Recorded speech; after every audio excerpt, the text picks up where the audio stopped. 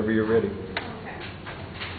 You can imagine my reaction when I look up from the counter at work to see a man puffing on a cigarette inside the store. Excuse me, sir, you're going to have to take that outside, or I'm going to have to ask you to leave. He gives me a chuckle and replies, oh, this isn't a cigarette, it's an electronic cigarette. It vapes, it doesn't smoke. Huh? Well, after asking him a few questions about it, this incident sparked my curiosity and led me to research this interesting mechanism. Today, I'd like to introduce you to the new electronic cigarette, also known as the e-cigarette. First of all, what is this so-called electronic cigarette, and how does it work?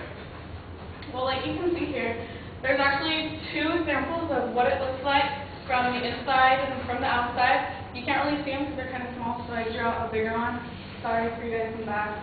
But anyways, the e-cigarette is made of three parts. The battery, the atomizer, also known as the cartomizer, and a cartridge filled with liquid nicotine. Once you inhale, the atomizer heats up and vaporizes the liquid nicotine into a water-based mist, causing you to exhale a smoke replica that disappears in seconds. The liquid nicotine comes in different strengths, such as high, containing 16 milligrams of nicotine, medium, with 11 milligrams of nicotine, low, with 6 milligrams, and non, with 0 milligrams of nicotine.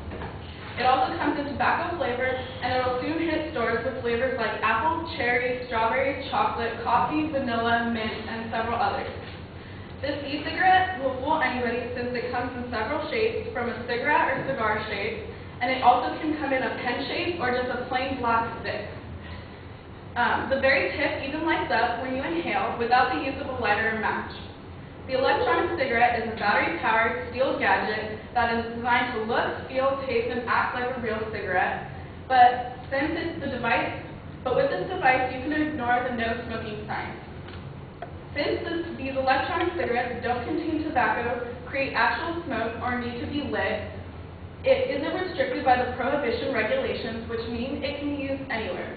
For example, you can light up in hospitals, airplanes, banks, restaurants, shopping malls, cars, at home, and even at home. Although you might want to inform people around you that it is an electronic cigarette, since most people are unaware of what this is. So far, there is no law on the age limit to buy the actual device, but to purchase the nicotine cartridges, you must be 18 or older, and in some states, you must be 21. Also, the law hasn't yet set sales taxes on it, unlike cigarettes. A bill was actually sent to be reviewed by Governor Arnold Schwarzenegger last Friday, October 9th. And after searching through forums for the answer, bloggers are buzzing that the governor vetoed the proposed ban. One thing bloggers are especially excited about is the health factors involved with smoking one of these gadgets. One thing you should know before you pick up one of these e-cigarettes is the health risk and benefit involved. A positive factor is that there is no tobacco, tar, chemicals, or toxins, or harsh smoking. Jason Cropper, the managing director of the electronic cigarette company, says, "It's a healthier way of smoking. You don't get any of the stuff that's in regular tobacco." Then he adds, "I bet my life is 100 times better than using tobacco cigarettes." Of course, the product-owned company is going to support it, but the World Health Organization warns people to beware, since the product hasn't been tested accurately.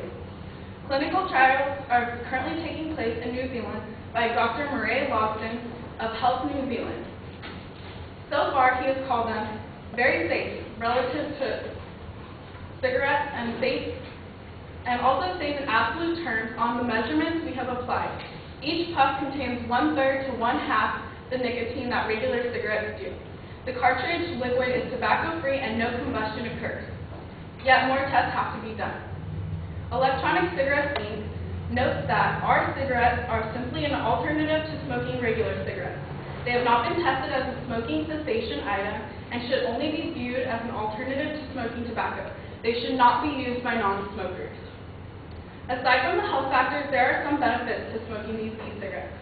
Society has begun to accept these e-cigarettes as the new trend. Celebrities everywhere are getting photographed vaping.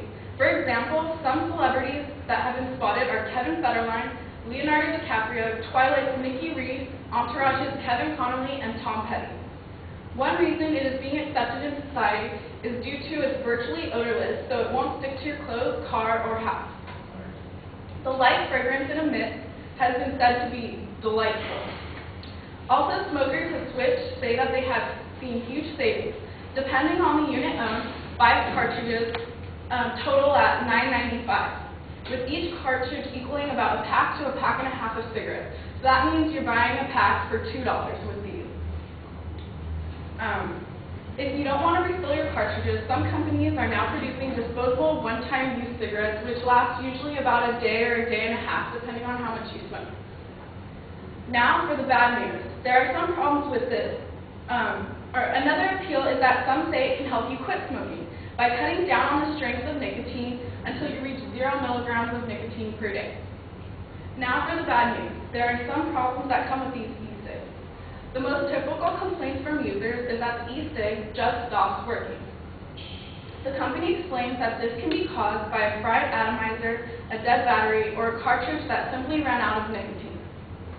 Another complaint is that although the prices of the cartridge are far cheaper than cigarettes, the actual initial cost of the vaporizer starter kit ranges from $55 to a few $100s. Since this product hasn't gained mainstream popularity, it is difficult to find replacement cartridges and even starter kits unless you buy it off the internet. In conclusion, needless to say, I did not let the man continue vaping in the store, partly because I thought my boss would kill me if I did, but the information I acquired from this researching the electronic cigarette, though appealing to some, did not cause me to run out and buy the new device. Though it is quite interesting to know that technology today can create a smoking device that is a healthier alternative to smoking tobacco, is free from odors and smoke, making it usable virtually anywhere, and is becoming all the rage in society. But be warned, like most new electronic products, it has a few bumps and bruising in its design and a few more trial and error tests to go through before we understand its full health benefits and risks.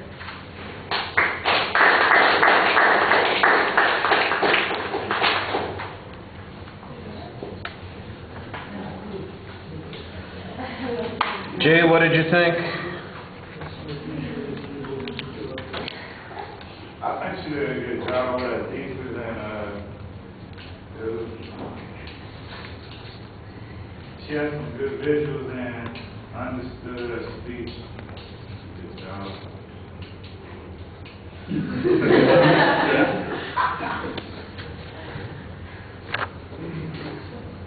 All right, well, I like the attention device. The topic is pretty clear. You've got a very clear statement of what the thesis is. I didn't think that the preview was quite as sharp, and in fact, when you got into the speech, it was really kind of hard to tell what segment of material you were in at any given point. Material started running together. The visuals are a little too small to see. You actually have to apologize for them when you're presenting it. I think that's problematic. Here's a perfect example of something that could have been put on a transparency, made it easy for everybody to see there.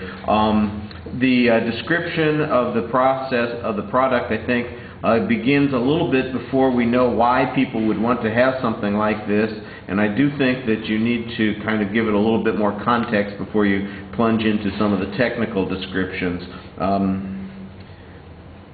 All right, that's it.